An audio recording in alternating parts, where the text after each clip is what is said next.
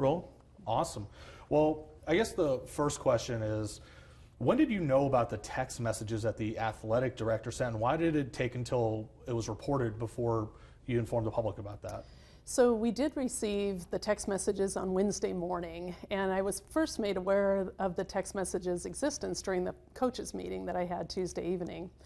Once we received the text messages Wednesday morning, our internal and external counsel both received them, as well as our HR team, and had to verify the authenticity of the text messages, as well as conduct staff interviews, which took a few days to do. But I know you sent a letter to parents letting them know about the existence of the text messages less than 24 hours after they were reported on. Did it really take that extra couple hours to really verify them?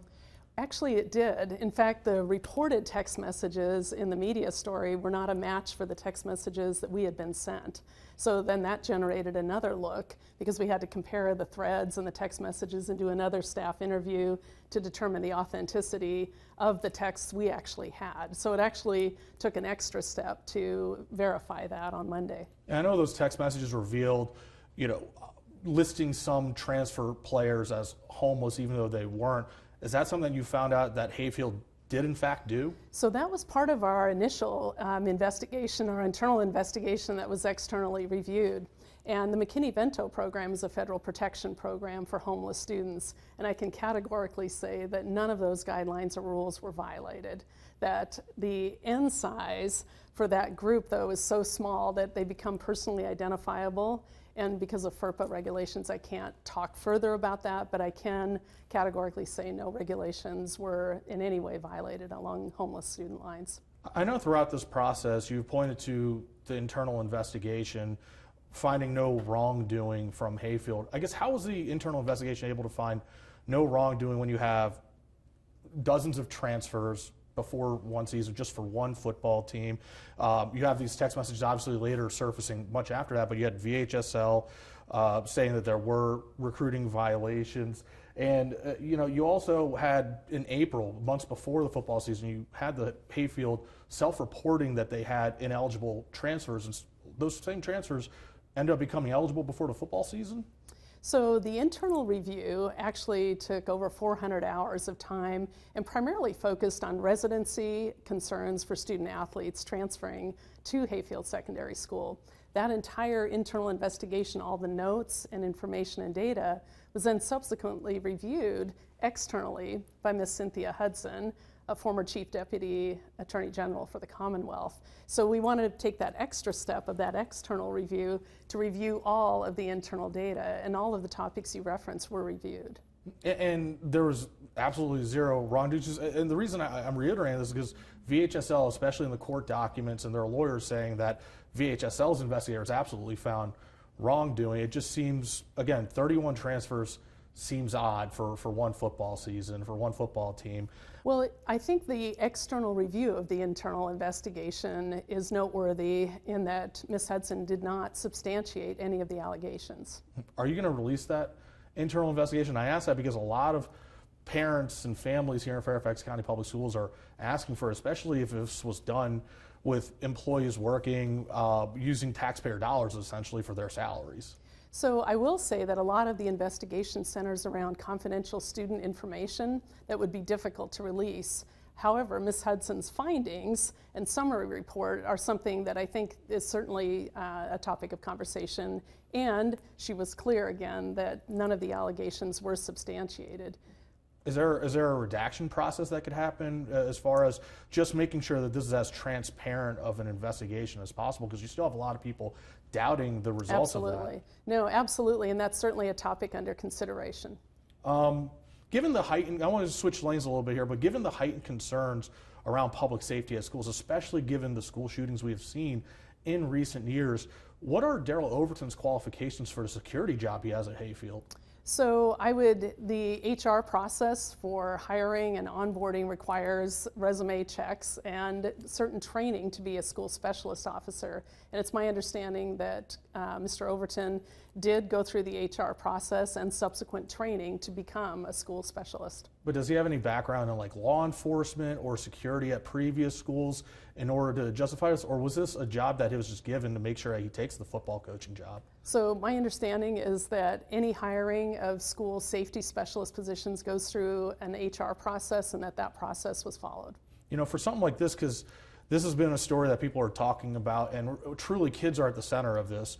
And you have, you know, obviously the allegations are illegal recruiting of adults, you know, allegedly having kids transfer to schools. How are you making sure that kids aren't taken advantage of in situations like this, especially when you have, you know, schools and coaches who really are putting winning at a priority? So Christian, I think that is the central theme of this whole conversation, is the student-athlete experience. And one of the drivers for launching an external independent review on this topic across all sports and all schools is to ensure that this type of situation doesn't occur again, and make sure that our community understands that we want to have integrity within our athletic program and clear, bright line rules that our student athletes, their families, coaches, and the community all understand. When will the I know you mentioned an external investigation, I think a week and a half ago or so. When will that external investigation begin? And are you considering, especially after these text messages come to light, maybe even doing a separate probe into Hayfield now? So this external investigation is going to be launched as soon as the criteria for the investigation is established. And right now our school board is working on that. And once that's established, we plan to launch that independent investigation. And again, as I mentioned earlier, that will include all sports across all schools, including Hayfield. But I know a number of people have said, you know, obviously they are approving of the external investigation into all student athlete transfers at all schools. But I've had some people, whether it's parents, school board members, saying, given just everything that we've seen with Hayfield alone, there may need to be a separate probe. Is that something that you're considering? It's actually subsumed under the general external review will be to look at all schools, and Hayfield will be one of the schools that we're going to be investigating. Are you considering any disciplinary action toward Hayfield? I guess, and this may be, you know, something that has to wait for investigation results to come through, but just given everything we know now, are you considering any sort of disciplinary action for Hayfield's principal or Coach Overton? And as far as discipline for Coach Overton, is that something that comes from the school district or from the principal? In general, in Fairfax County Public Schools, our high school principals and our directors of student athletics are responsible for coach hiring, assistant coach hiring, advising, and so forth.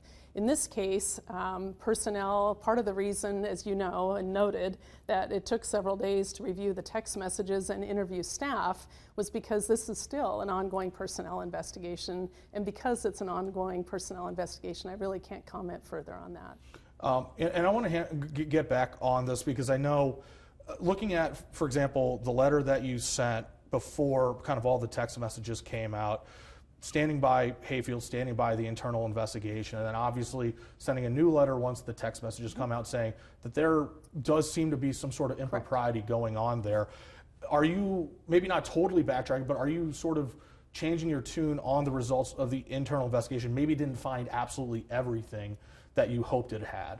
So we always go into an investigation expecting to deal with whatever information arises from that investigation. And in this case, with the external review by Ms. Hudson of the internal investigation and none of the allegations substantiated, there was really no further action to take at that point. And what's your response to people who have seen this Hayfield drama unfold and say, hey, this looks like there's some sort of cover up? How can we trust you to handle maybe other matters that go beyond, for example, high school football, maybe go to public safety or education? What's your response to those critics? So I understand the frustration with this situation. It's been a difficult situation for many involved. And I do want to state that anytime we have information that is actionable, we're going to take appropriate action. Student health and safety and their world-class experience here in the classroom and on the athletic field or in the theater or wherever they have an experience needs to be world-class. And that's what we expect here in Fairfax County Public Schools, and that's my personal commitment to ensuring. And do I have time for one more question? That's super quick. Okay, and you mentioned you made aware of the text messages of Tuesday. I believe that was right before Hayfield's first round playoff game. Was there any consideration to maybe step in and say, hey, you guys maybe should withdraw from the playoffs, because they eventually withdrew a day after these text messages came to light. Is there any regret, maybe, I know you were working on the investigation, but is there any sort of regret not stepping in before Hayfield played that first round playoff game? So Wednesday morning we received the texts, and they had to be authentically reviewed. Were they real, and were they the texts that they were purported to be? Then our HR department interviewed a number of different staff to verify where these texts came from and what was the circumstance and context within those. And finally, we also then had to make sure that we had the authority with the injunction in place to have Hayfield withdraw from the playoffs. And the media report that came out Sunday actually slowed us down a little bit. The last interviews were Monday morning, but because the text thread that was reported was different than the text thread we had received, that forced us to go back and make sure that what we had received was indeed authentic, which required further interviews of more staff. Excellent. Thank you so much for taking the time.